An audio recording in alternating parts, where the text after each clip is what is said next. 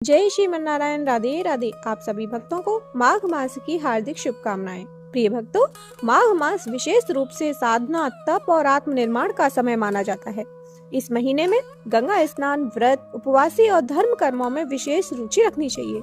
मान्यता है कि इस महीने में किए गए अच्छे कार्यों का फल कई गुना बढ़ जाता है। यह महीना विशेष रूप से उन लोगों के लिए भी महत्वपूर्ण है जो मोक्ष की इच्छा रखते हैं, क्योंकि माघ माह में भगवान के प्रति श्रद्धा और भक्ति को बढ़ावा मिलता है। इस मास में श्रद्धा और विश्वास के साथ किए गए सारे कार्य शुभ फल देने वाले हैं। आप सभी भक्तों का माघ मास शांति, समृद्धि और आत्म साक्षात्कार का दायक बने। इन्हीं शुभ मंगल कामनाओं के साथ आज का वीडियो शुरू करते हैं। प्रिय भक्तों, आप हमारे साथ माघ मास महात्म्य की कथाएं नियम पूर्वक सुन रहे हैं। अब तक हम माघ मास महात्म्य के अध्याय 15 तक श्रवण कर चुके हैं। इससे आगे की कथा आज श्रवण करेंगे। उससे पहले हम श्रवण करेंगे भक्त और भगवान की रोचक कथा कि किस तरह से भक्त की जिद भगवान पूरी करते हैं। भक्त के कहने पर प्रभु श्री राम ने किस तरह से रसोई बनाई। बोलिए श्री रामचंद्र भगवान की जय, कृष्ण भगवान की जय। बहुत साल पहले की बात है। एक आलसी लेकिन भोला भाला युवक था जिसका नाम था आनंद। दिन भर कोई काम नहीं करता, बस खाता ही रहता और सोए रहता। घर वालों ने कहा कि चलो जाओ, निकलो घर से, कोई काम धाम करते नहीं हो, बस पड़े रहते हो। वह घर से निकलकर यूं ही भटकते हुए एक आश्रम पहुंचा। वहां उसने देखा कि एक गुरुजी हैं और उनके शिष्य कोई काम नहीं करते, बस मंदिर की पूजा करते हैं। उसने मन में सोचा कि यह बढ़िया है, कोई काम धाम नहीं, बस पूजा ही तो करना है। गुरुजी के पास जाकर पूछा, क्या मैं यहाँ रह सकता हूँ? गुरुजी बोले, हाँ हाँ क्यों नहीं, लेकिन मैं कोई काम नहीं कर सकता हूँ। गुरुजी ने कहा, कोई काम नहीं करना है, बस पूजा करनी होगी। आनंद बोला, ठीक है, वह तो मैं कर लूंगा। अब आनंद महाराज के आश्रम में रहने लगा। ना कोई काम ना कोई धाम, बस सारा दिन खाते रहो और प्रभु भक्ति में भजन गाते रहो। महीना भर हो गया। फिर एक दिन आई एकादशी। उसने रसोई में जाकर देखा कि खाने की कोई तैयारी नहीं। उसने गुरुजी से पूछा कि आज खाना नहीं बनेगा क्या? गुरुजी ने कहा, नहीं, आज तो एकादशी है और तुम्हारा भी उपवास है। उसने कहा, नहीं, अगर हमने उपवास कर लिया तो कल का दिन ही नहीं देख पाएंगे। हम तो नहीं कर सकते उपवास, हमें तो भूख लगती है। आपने पहले क्यों नहीं बताया? गुरुजी ने कहा, ठीक है, तुम न करो उपवास, पर खाना भी तुम्हारे लिए कोई और नहीं बनाएगा, तुम खुद बना लो। मरता क्या न करता, गया रसोई में। गुरुजी फिर आए। देखो, अगर तुम खाना बना लो तो राम जी को भोग जरूर लगा देना और नदी के उस पार जाकर बना लो रसोई। उसने कहा, ठीक है। लकड़ी, आटा, तेल, घी, सब्जी लेकर आनंद महाराज चले गए। जैसे तैसे खाना भी बनाया। खाना खाने लगा तो याद आया कि गुरुजी ने कहा था राम जी को भोग लगाना है। लगा भजन गाने, आओ मेरे राम जी भोग लगाओ जी, प्रभु राम आइए, श्री राम आइए, मेरे भोजन का भोग लगाइए। कोई ना आया तो वह बेचैन हो गया कि यहाँ तो भूख लग रही है और राम जी आ नहीं रहे। भोला मानस जानता नहीं था कि प्रभु साक्षात तो आएंगे नहीं, पर गुरुजी की बात मानना जरूरी है। फिर उसने कहा, देखो प्रभु जी, मैं समझ गया आप क्यों नहीं आ रहे हैं। मैंने रूखा सूखा बनाया है और आपको तो माल खाने की आदत है, इसलिए नहीं आ रहे हो। तो सुनो प्रभु जी, आज वहां भी कुछ नहीं बना है, सबकी एकादशी है, खाना हो तो यह भोग ही खा लो। श्री राम अपने भक्त की सरलता पर बड़े मुस्कुराए और माता सीता के साथ प्रकट हो गए। भक्त असमंजस में। गुरुजी ने तो कहा था कि राम जी आएंगे, पर यहाँ तो माता सीता भी आई हैं और मैंने तो भोजन बस 2 लोगों के लिए ही बनाया है। चलो कोई बात नहीं, आज इन्हें ही खिला देते हैं। बोला, प्रभु मैं भूखा रह गया, लेकिन मुझे आप दोनों को देखकर बड़ा अच्छा लग रहा है। लेकिन अगली एकादशी पर ऐसा न करना, पहले बता देना कि कितने जन आ रहे हैं, और हाँ, थोड़ा जल्दी आ जाना। राम जी उसकी बात पर बड़े मुदित हुए, प्रसाद ग्रहण करके चले गए। अगली एकादशी तक भोला मानस सब भूल गया और उसे लगा कि प्रभु ऐसे ही आते होंगे और प्रसाद ग्रहण करते होंगे। फिर एकादशी आई। गुरुजी से कहा, मैं चला अपना खाना बनाने, पर गुरुजी थोड़ा ज्यादा अनाज देना, वहाँ 2 लोग आते हैं। गुरुजी मुस्कुराए, बोले, भूख के मारे बाबला है, ठीक है, ले जा और अनाज ले जा। अब की बार उसने 3 लोगों का खाना बनाया। फिर गुहार लगाई, प्रभु राम आइए, सीता राम आइए, मेरे भोजन का भोग लगाइए। प्रभु की महिमा भी बड़ी निराली है। भक्त के साथ कौतुक करने में उन्हें भी बड़ा मजा आता है। इस बार वे अपने भाई लक्ष्मण, भरत, शत्रुघ्न और हनुमान जी को लेकर आ गए।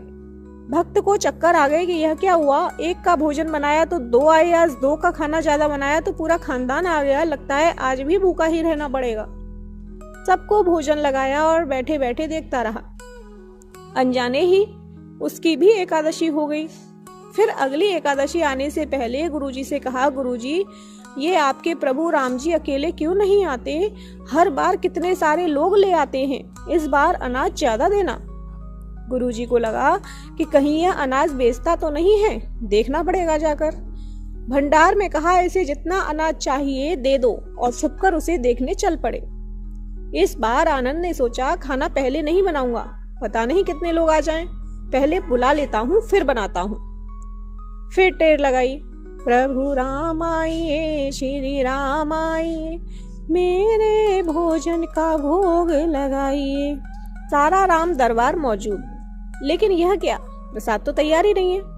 भक्त ठहरा भोला भाला, बोला, प्रभु इस बार मैंने खाना नहीं बनाया। प्रभु ने पूछा, क्यों? बोला, मुझे मिलेगा तो है नहीं, फिर क्या फायदा बनाने का, आप ही बना लो और खुद ही खा लो। राम जी मुस्कुराए, सीता माता भी गदगद हो गईं उसके मासूम जवाब से। लक्ष्मण जी बोले, क्या करें प्रभु? प्रभु बोले, भक्त की इच्छा है, पूरी तो करनी पड़ेगी, चलो लग जाओ काम से। लक्ष्मण जी ने लकड़ी उठाई, माता सीता आटा सानने लगी। भक्त एक तरफ बैठकर देखता रहा। माता सीता रसोई बना रही थी तो कई ऋषि मुनि व यक्ष गंधर्व प्रसाद लेने आ गए। इधर गुरुजी ने देखा कि खाना तो बना नहीं, भक्त एक कोने में बैठा है। पूछा, बेटा क्या बात है, खाना क्यों नहीं बनाया? बोला, अच्छा किया गुरुजी आप आ गए, देखिए कितने लोग आते हैं प्रभु के साथ। गुरुजी बोले, मुझे तो कुछ नहीं दिख रहा तुम्हारे और अनाज के सिवा। भक्त ने माथा पकड़ लिया, एक तो इतनी मेहनत करवाते हैं प्रभु, भूखा भी रखते हैं और ऊपर से गुरुजी को भी नहीं दिख रहे, यह और बड़ी मुसीबत है। प्रभु से कहा, आप गुरुजी को क्यों नहीं दिख रहे हैं? प्रभु बोले, मैं उन्हें नहीं देख सकता। बोला, क्यों? वे तो बड़े पंडित हैं, ज्ञानी हैं, विद्वान हैं, उन्हें तो बहुत कुछ आता है, उनको क्यों नहीं दिखते आप? प्रभु बोले, माना कि उनको सब कुछ आता है, पर वे सरल नहीं हैं तुम्हारी तरह, इसलिए उनको नहीं दिख सकता।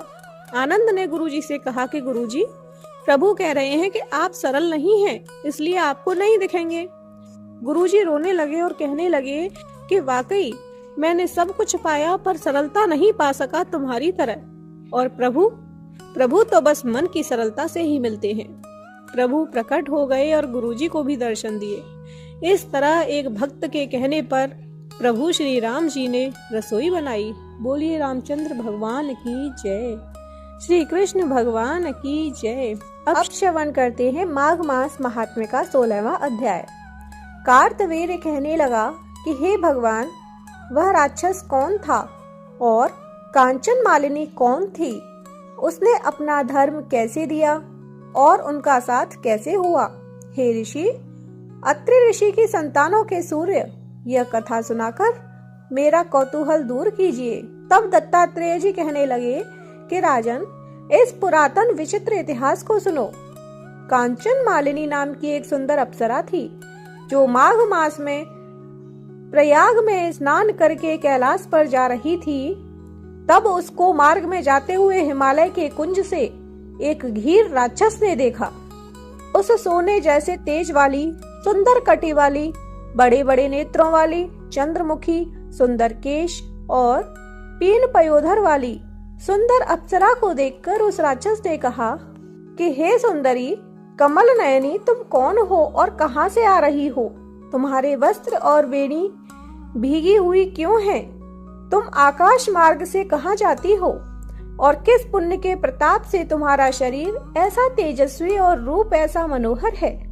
तुम्हारे गीले वस्त्र मेरे मस्तक पर गिरे हुए एक बूंद जल से मेरे क्रूर मन को एकदम शांति प्राप्त हो गई, इसका क्या कारण है? तुम बड़ी शीलवती प्रतीत होती हो, इसका कारण मुझसे कहिए। अप्सरा ने कहा कि हे राक्षस सुनो, मैं काम रूपिणी अप्सरा हूँ। मैं प्रयाग में संगम में स्नान करके आ रही हूँ। इसी से मेरे वस्त्र भीगे हैं।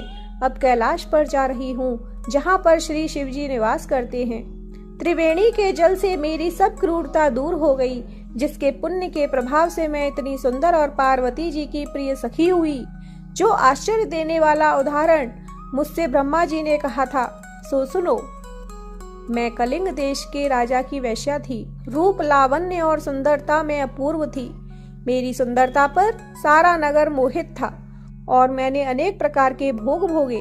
अनेक प्रकार के वस्त्र और आभूषणों की घर में कोई कमी नहीं थी। कई कामी पुरुष आपस में स्पर्धा से ही मृत्यु को प्राप्त हो गए। इस तरह उस नगर में बड़ी सुंदरता से यौवन व्यतीत हुआ और मैं वृद्धावस्था को प्राप्त हो गई। तब मेरे मन में विचार उत्पन्न हुआ कि मैंने अपनी सारी आयु पापों में ही व्यतीत कर दी। धर्म का कोई कार्य, दान, तप, यज्ञ आदि नहीं किया। शिव या दुर्गा जी की आराधना नहीं की और न ही कभी भगवान विष्णु का पूजन किया। इस प्रकार अशांत चित्त से मैंने एक ब्राह्मण की शरण ली, जो वेदों का ज्ञाता और ब्रह्मनिष्ठ था। मैंने उनसे पूछा कि मेरा उद्धार किस प्रकार हो सकता है। महाराज, साधु सज्जन अच्छे और बुरे सभी पर दया करते हैं, इसलिए मुझ दीन पर भी कृपा करके मुझ कीचड़ में डूबी हुई को पकड़कर उबारिए। क्षीर सागर क्या हंस को ही दूध देता है, बतख को नहीं देता? तब वह ब्राह्मण, राजा का पुरोहित, इन सब बातों को सुनकर मुझ पर दया करके कहने लगा कि तू ब्रह्मा के क्षेत्र यानी कि प्रयाग में जाकर माघ मास में त्रिवेणी संगम में जाकर स्नान कर, परंतु मन में अशुभ क्रिया का विचार नहीं करना। पापों के नाश के लिए महर्षियों ने तीर्थ स्थान से अधिक कोई और प्रायश्चित नहीं बतलाया। प्रयाग में स्नान करने से तू अवश्य पवित्र होकर स्वर्ग को जाएगी। हे भामिनी, पुराने समय में गौतम ऋषि की स्त्री को देखकर इंद्र ने काम के वशीभूत होकर कपट वेश में उससे भोग किया था, इसलिए ऋषि द्वारा श्राप दिया गया और उसका शरीर अत्यंत लज्जायुक्त हजारों भागों वाला हो गया।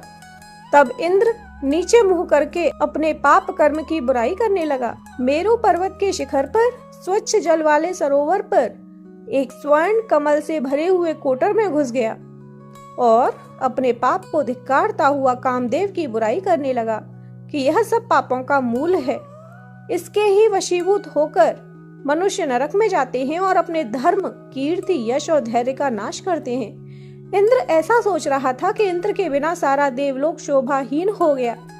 तब देवता, गंधर्व, किन्नर, लोकपाल इंद्राणी के सहित बृहस्पति जी से जाकर पूछने लगे कि महाराज, इंद्र के न रहने से स्वर्ग ऐसा शोभाहीन हो गया है जैसे सतपुत्र के बिना श्रेष्ठ कुल। इसलिए स्वर्ग की शोभा के लिए कोई क्रिया सोचिए। इस विषय में देर नहीं लगानी चाहिए। तब बृहस्पति जी कहने लगे कि इंद्र ने बिना सोचे समझे जो कर्म किया है उसका फल भोग रहा है, सो वह कहाँ है, मैं यह सब जानता हूँ। फिर गुरुजी ने सबको साथ लेकर स्वर्ण कमलों से युक्त बड़े सरोवर में इंद्र को देखा, जिसका मुख मलिन और आंखें बंद थीं। तब इंद्र ने बृहस्पति जी के चरणों को पकड़कर कहा कि इस पाप से उद्धार करके आप मेरी रक्षा कीजिए।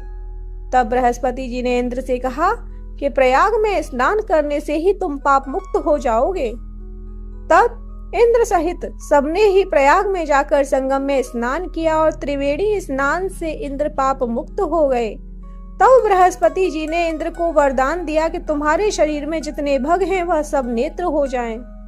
तब इंद्र ब्राह्मण के इस वर से 1000 नेत्रों से ऐसा सुशोभित हुआ जैसे मान सरोवर में कमल शोभायमान होता है। प्रिय भक्तों, माघ मास महात्म्य का 16वां अध्याय यहीं समाप्त होता है। इससे आगे की कथा का श्रवण कल करेंगे। बोलिए श्री कृष्ण भगवान की जय।